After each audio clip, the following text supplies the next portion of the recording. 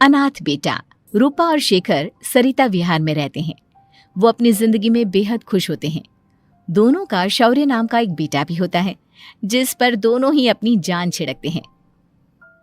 शेखर, अब तो आप शौर्य को अपनी गोद से नीचे उतार दीजिए, उसके सोने का टाइम हो रहा है। नहीं रूपा, इसे मेरे पास ही रहने दो प्लीज। मैं थोड़ी देर में इसे बिस्तर में सुला दूंगा। लेकिन कल सुबह आपकी ऑफिस में मीटिंग भी तो है ना, और इसके लिए आपको कल जल्दी भी तो निकलना होगा। जाइए, आप भी जाकर सो जाइए।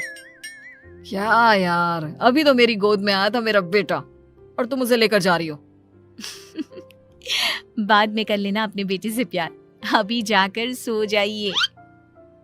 रूपा शेखर से शौर्य को ले रही होती है कि तभी शौर्य रोने लगता है। शौर्य को रोता देखकर रूपा उसे फिर से शेखर को थमा देती है। आपका बेटा ना एक नंबर का नौटंकी है, बिल्कुल आप पर गया है वो। साफ बोलो ना, तुम्हें जलन होती है हम दोनों बाप बेटे का प्यार देखकर। पहले बड़ा तो होने दो तुम शौर्य को, फिर देखना वो सबसे ज्यादा मुझे ही प्यार करेगा। देखते हैं। ऐसे ही दिन बीतते चले जाते हैं और एक दिन कैंसर की बीमारी के चलते रूपा की मौत हो जाती है। अब शौर्य 3 साल का हो चुका होता है, जिसके कारण उसकी दादी शेखर पर दूसरी शादी का दबाव बनाने लगती है। शेखर, शौर्य अभी बहुत छोटा है और उसे इस समय एक माँ के प्यार की बहुत जरूरत है। माँ, मुझे दूसरी शादी नहीं करनी। क्या पता जो दूसरी औरत आएगी वो मेरे बेटे को एक माँ का प्यार दे या ना दे। तो रूपा की छोटी बहन वैशाली से ही शादी क्यों नहीं कर लेता? वो तो शौर्य को एक माँ का प्यार पूरा दे सकती है ना। मैंने कहा ना माँ, मुझे दूसरी शादी नहीं करनी, और अपनी ही पत्नी की बहन से तो हरगिज नहीं। ऊपर से अगर रूपा देख रही होगी तो वो क्या सोचेगी? अपने लिए ना सही, लेकिन तुझे शौर्य के लिए तो शादी करनी ही पड़ेगी ना बेटा।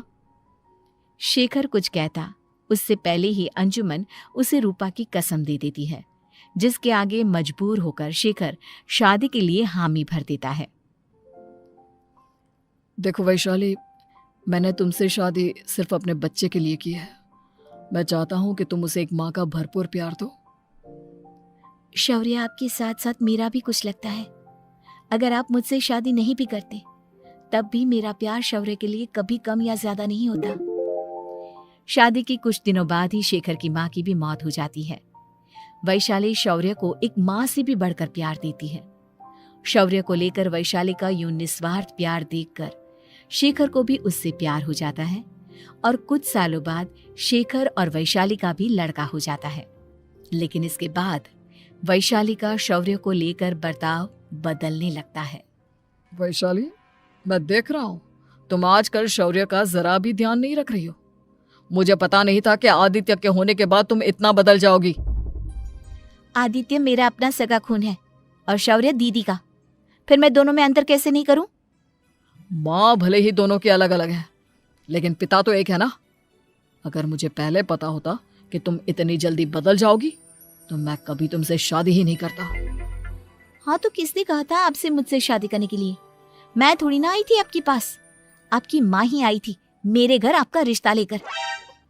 वैशाली, मुझे तुमसे ऐसी उम्मीद नहीं थी। गुस्से में शेखर अपना पैर पटकता हुआ शौर्य को वहां से लेकर चला जाता है। पापा, मम्मा मुझसे प्यार क्यों नहीं करती? क्या मैं उनका सगा बेटा नहीं हूँ इसलिए मुझसे प्यार नहीं करती? मम्मा नहीं करती तो क्या हुआ बेटा, पापा तो करते हैं ना आपसे प्यार। कुछ दिनों के बाद, आज तुझे खाना पीना कुछ नहीं मिलेगा, चल चुपचाप से अपने रूम में जाकर सो जा। माँ, अब भाई को खाना क्यों नहीं दे रही हो? बेटा तू आराम से खाना खा, इस नालायक की चिंता मत कर। एक दिन खाना नहीं खाएगा तो मर नहीं जाएगा ये। अगर भैया नहीं खाएंगे तो मैं भी नहीं खाऊंगा। तू अपने भाई का भक्त क्यों बन रहा है? ये तेरा सौतेला भाई है, सगा नहीं जो तू लक्ष्मण बन रहा है। माँ, आपको इतना भी नहीं मालूम? श्री राम और लक्ष्मण सगे भाई नहीं थे। श्री राम माता कौशल्या और लक्ष्मण माता सुमित्रा की कोख से जन्मे थे। दोनों के सिर्फ पिता एक थे लेकिन माँ अलग थी। मुझे ज्यादा ज्ञान देने की जरूरत नहीं है, ये सतयुग और त्रेता युग नहीं है, समझे? आया बड़ा भाई का चमचा। इतना कहकर वैशाली वहां से चली जाती है। जिसके कुछ टाइम बाद शिखर वहां आता है और आदित्य उसे सारी बात बताता है। मुझे माफ कर दो शौर्य, तुम्हारी माँ के जाने के बाद मुझे दूसरी शादी का फैसला करना ही नहीं चाहिए था। अगर मैं दूसरी शादी नहीं करता तो शायद आज तुम्हारी ये हालत ना होती। नहीं पापा, अगर आप शादी नहीं करते तो मुझे आदित्य जैसा छोटा भाई कभी नहीं मिलता। थैंक यू मुझे इतना अच्छा भाई देने के लिए। तुम दोनों हमेशा ऐसे ही साथ रहना, फिर कोई भी तुम दोनों का कुछ नहीं बिगाड़ पाएगा। चलो मैं तुम दोनों को आइसक्रीम खिला कर लाता हूँ, बहुत भूख लग रही है ना। शिखर शौर्य और आदित्य को आइसक्रीम दिलाने लेकर जाता है। वो दोनों को पार्क में खड़ा करके आइसक्रीम लेने जा ही रहा होता है, तभी तेज रफ्तार से आती हुई एक गाड़ी उसे कुचल देती है और उसी पल शेखर की मौत हो जाती है, जिसके बाद शौर्य की जिंदगी नर्क से भी बदतर हो जाती है। सुन रहे चिरकुट, इस घर के किसी भी सामान को मेरी मर्जी के बगैर हाथ मत लगाना। इन सब पर अब तेरा कोई हक नहीं है, समझा? ठीक है माँ, मैं आपकी इजाजत के बगैर किसी चीज को हाथ नहीं लगाऊंगा। चल जाकर अब पूरे घर की सफाई कर। महज 7 साल का शौर्य वैशाली के कहने पर अपने नन्हे नन्हे हाथों से पूरे घर की सफाई करने लगता है। ऐसे ही दिन बीतने लगते हैं, लेकिन मासी से माँ बनी वैशाली को उस मासूम से बच्चे पर जरा भी तरस नहीं आता। क्यों शौर्य, ये घर में इतनी गंदगी कैसे हो रही है? ढंग से सफाई नहीं की है क्या तूने? माँ मैंने तो अच्छे से सफाई की थी, लेकिन आदित्य बार बार इधर उधर चलकर गंदा कर देता है। अच्छा, खुद से एक काम ढंग से नहीं होता और अपनी गलतियों का जिम्मेदार मेरे बेटे को ठहराता है। इतना कहकर वैशाली बांस का डंडा उठाकर शौर्य को जोर जोर से मारने लगती है। तभी वहां वैशाली के मायके वाले भी आ जाते हैं और उसकी सारी करतूतें देख लेते हैं। माँ मैं ऐसा क्या करूं जिससे आप मुझे भी आदित्य के जितना प्यार करोगी? बोलिए ना माँ, मेरे क्या करने से आपके अंदर मेरे लिए ममता जागेगी? वैशाली शौर्य की एक नहीं सुनती, उसके ऊपर डंडे बरसाती जाती है। हद पार होते देख वैशाली की माँ उसका हाथ पकड़ती है और जोर से उसे थप्पड़ मारती है। यही सब करने के लिए तूने दामाद जी से शादी की थी? हमने सपने में भी तुझसे ऐसी हरकत की उम्मीद नहीं की थी।